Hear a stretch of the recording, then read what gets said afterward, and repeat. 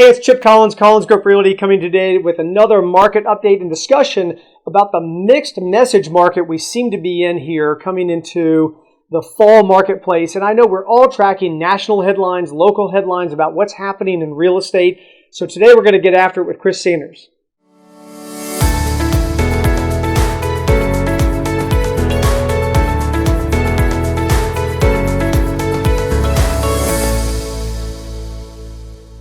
Okay, so here we are talking about what's happening in the low country real estate market. And you know, Chris, as I was talking about, it's a mixed message market. This morning, just while we were getting ready for the day, I was seeing a headline that talked about, it was one of those sensationalized headlines that said the number of homes on the market in Southwest Florida has doubled. And I'm thinking, what's the number? You know, well, if it had one and it doubled, it went to two. So we always have to check the data. And so that's what we're here to talk about today, because I think it is a mixed message market, right? We're kind of trying to figure out, and we talked about last time, the monthly housing supply, technically defining what kind of market it is. But on the front line of the market, there's a lot of banter about, is it a buyer's market, is it a seller's market, and what kind of situation are we dealing with? So before we get into that, let me just kind of bring everybody up to speed on the data through the end of July. So the number of new listings that hit the market year to date through July compared to through July of last year, 21, which of course was the banner year, is down about 8%. Number of new listings down about 8%. The number of pending sales is down 22%, and the number of closed sales is down 22%. So it's definitely a different year than 2021. And when we look at years, right, Chris, I'm thinking about all the data that you track in this relationship between pending sales and new inventory or inventory hitting the market. Bring us up to speed on what's happening there, and we can kind of see how that's bringing about maybe some mixed messages too. Well, of course. I mean, the talk has been inventory is going up, inventory is going up. And so what does that really mean? And you kind of look at what inventory is. You've got active inventory and you've got new inventory hitting the market. And so what's really happening right now? Well, interestingly enough, new inventory is going up. If you track just homes on Hilton Head, let's say, I mean, inventory is on its rise for the 6th consecutive month. But new inventory, these are new listings that are now hitting the market, has started to dip. Started to dip here this past month. All right, so let me just flesh that out. So we're talking about the difference between new inventory and active inventory. Active inventory is sort of, you go online and that's the amount of homes that are for sale in Hilton Head, let's say specifically at any one time. New inventory is what kind of adds to that or creates that count, right?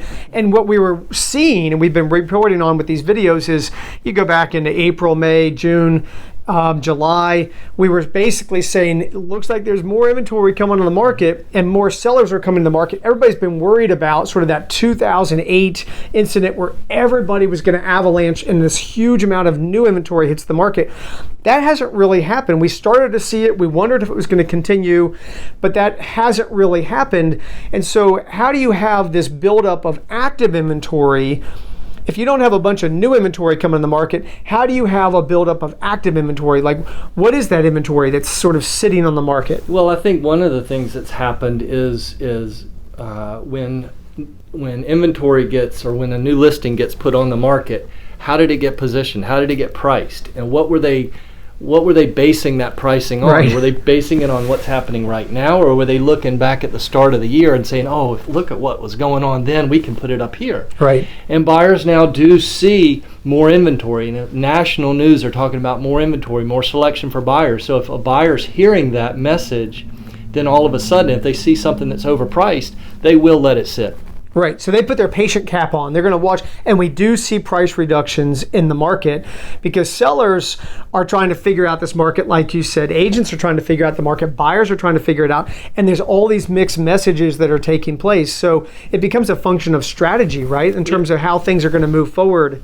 Yes, it really does. And new listings is down, but this past month, I mean, we're tracking, let's say at the end of August, even what we're seeing is pending sales has outpaced new listings. For the first time this year. Yeah, for the first time leading up into this year, we've finally seen ratified contracts trump the new listings hitting the market. Right. And so that's going to be really interesting to see how that resonates and how that kind of infuses into the big market come the fall. Yeah, absolutely. And so come fall, make a prediction what that's going to be. But I tell you what, right now on the front line, I'm seeing this gap as I think about it.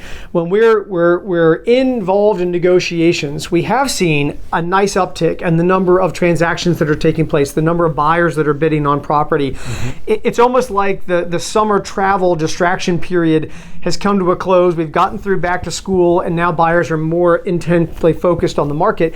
And what I'm telling you is that there's this gap where the deals are not coming together as easily as they did last year. The momentum was so strong last year. It was like buyers said, we got to pay over list price. Sellers were like, that's our expectation. Clean deals, everybody puts something together. It happens in a few days.